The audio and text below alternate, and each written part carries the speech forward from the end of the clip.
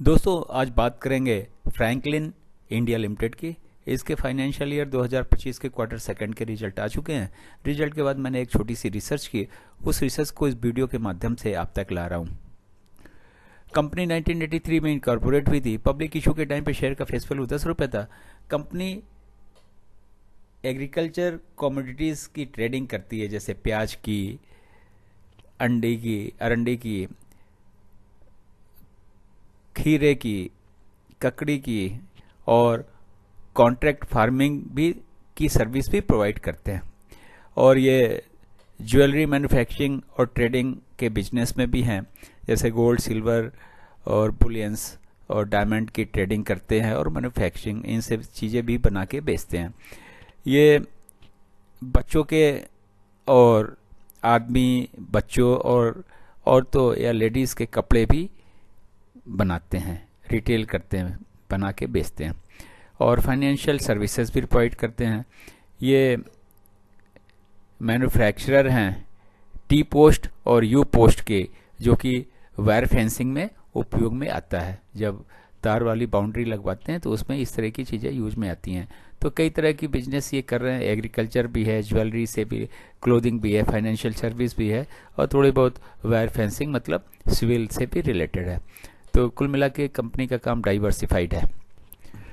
पिछले 5 सालों के ईयरली रिजल्ट्स की अगर बात करें तो 2020 में कंपनी ने 13 करोड़ का रिवेन्यू जनरेट किया, प्रॉफिट जीरो था। 2021 में कंपनी ने 15 करोड़ का रिवेन्यू जनरेट किया, प्रॉफिट जीरो था। 2022 में कंपनी ने 17 करोड़ का रिवेन्यू जनरेट किया, प्रॉफिट जीरो था। 2023 में कंपनी ने 21 करोड़ का रिवेन्यू जनरेट किया और प्रॉफिट जीरो था।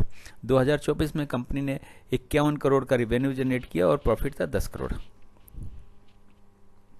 डेट टू इक्विटी रेशियो की अगर बात करें तो कंपनी लगभग शुरू से ही कर्ज मुक्त रही है। पिछले 5 सालों में कंपनी के ऊपर कोई कर्जा नहीं रहा है।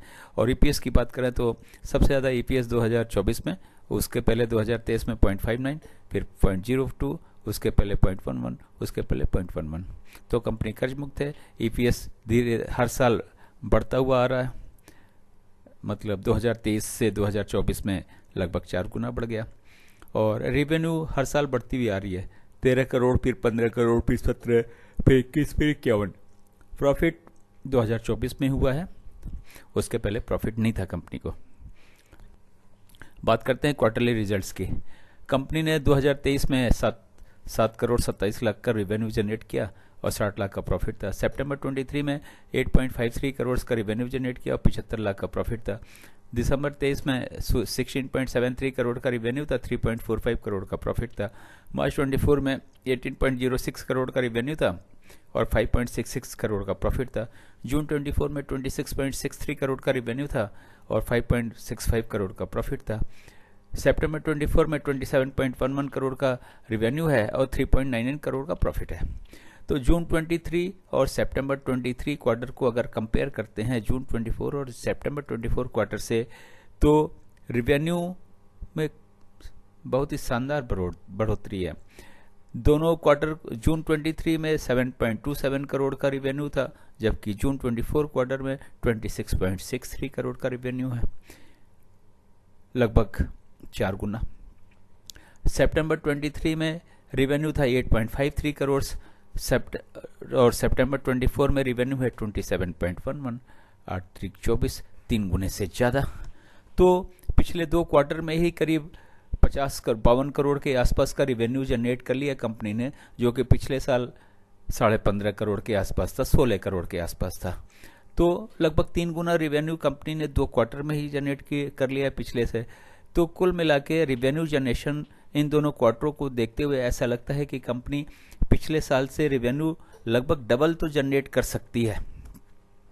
और प्रॉफिट की बात करें तो प्रॉफिट जून 23 और सितंबर 23 का मिला के 1 करोड़ 35 लाख, और जून 24 सितंबर 24 का करोड़ के क्वार्टर का अगर प्रॉफिट अगर जोड़ते हैं तो 5 करोड़ 64 लाख, 9 करोड़ 64 लाख।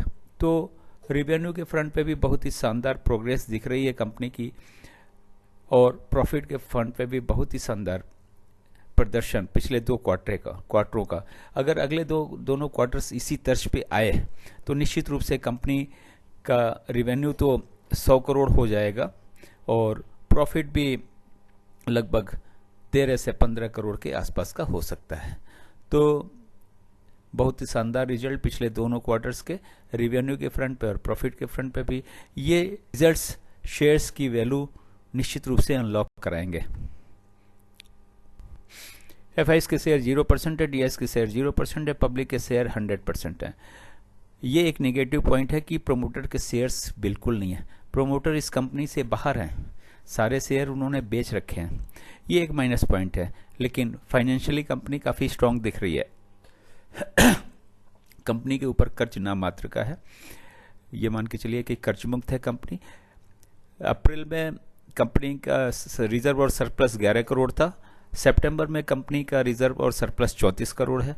कंपनी के ऊपर कर्ज नहीं है, कंपनी ने कोई और इन्वेस्टमेंट नहीं किया। तो कुल मिला के अप्रैल के बाद के दोनों क्वार्टर बहुत ही फाइनेंशियली अच्छे क्वार्टर दिख रहे हैं। रिजल्ट्स बहुत ही अच्छा, रिवेन्यू के फ्रंट पे भी, प्रॉफिट के फ्रंट पे भी।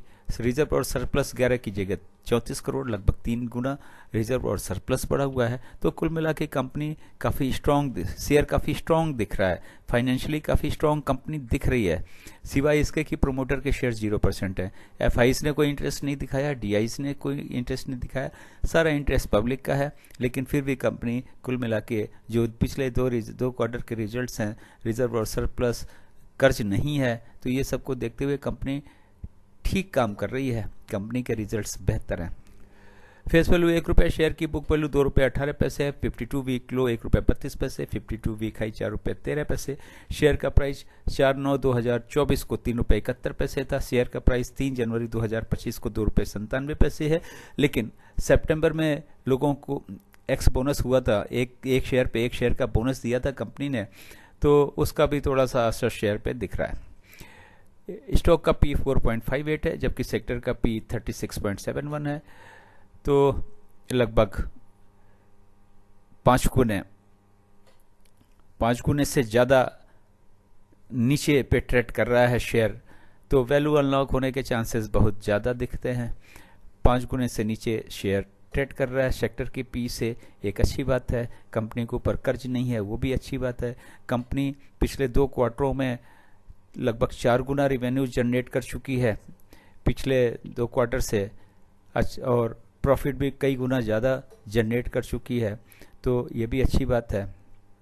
कंपनी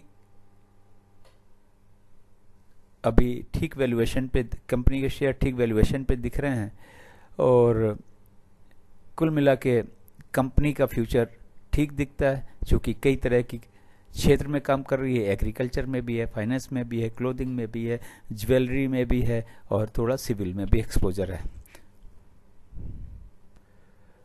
कंपनी के बोनस की हिस्ट्री है। कंपनी ने 17 जुलाई 2024 को बोनस अनाउंस किया था, 1 शेयर पे 1 शेयर का, और एक्स बोनस हुई थी 9 सितंबर 2024 को। तो कुल मिला के कंपनी ने अपने शेयर होल्डर्स को बोनस भी प्रोवाइड कराए हैं, ख्याल रखा है उनका। दोस्तों, एक इन्फॉर्मेटिव वीडियो है ये। इस वीडियो के आधार पे न तो इस शेयर को खरीदें, न तो इस शेयर को बेचें। जहाँ तक मेरे रिसर्च का आउटकम है, कुल मिला के कंपनी काफ़ी स्ट्रॉन्ग, फाइनेंशियली स्ट्रॉन्ग दिख रही है। सिवाय इसके कि प्रोमोटर के शेयर बिल्कुल नहीं है, शून्य है। कंपनी कर्ज मुक्त है, बहुत ही अच्छी बात है। कंपनी अपने सेक्टर के पी से 5 गुने नीचे पे ट्रेड कर रही है, तो शेयर के वैल्यू अनलॉक होने की संभावनाएं और अच्छी हैं। पिछले 2 क्वार्टर के रिजल्ट भी शेयर के वैल्यू अनलॉक कराने में काफ़ी मदद करेंगे, और आगे के दोनों क्वार्टर अगर इसी तर्ज पे आ गए तो कंपनी के फाइनेंशियल ईयर 2025 के रिजल्ट 2024 के मुकाबले डबल होंगे। जहां तक इस शेयर को खरीदने और बेचने की बात है, अगर आप मेरे रिसर्च का हेल्प अपने रिसर्च के लिए करें, और अपने रिसर्च के बाद में अपने फाइनेंशियल एडवाइजर से बात करके इस शेयर को खरीदें या बेचें। आपका फाइनेंशियल एडवाइजर सेबी रजिस्टर्ड होना चाहिए। दूसरी बात, जिनके पास में ये शेयर हैं, ये उसका तो ये वैल्यू अनलॉक होकर बेनिफिट पा चुके होंगे, जिनके पास में 1 साल पहले से शेयर है। और जिनके पास में नहीं है, अभी भी ठीक एंट्री का ठीक पॉइंट मेरे हिसाब से लगता है। बाकी आप अपना रिसर्च और अपने एडवाइजर जो सेबी रजिस्टर्ड हैं उनसे बात करके ही आगे का प्लान करें। मेरे चैनल सागा ऑफ लाइफ को ज्वाइन करने के लिए आपका बहुत बहुत स्वागत। चैनल पे नए हो तो सब्सक्राइब करें, सब्सक्राइब कर रखा है तो बेल आइकन को ऑन कर दें ताकि अगला वीडियो जब मैं डालूं तो नोटिफिकेशन आपको मिल जाए और वीडियो देख के आप कुछ फ़ायदा उठा सकें। Thank you so much.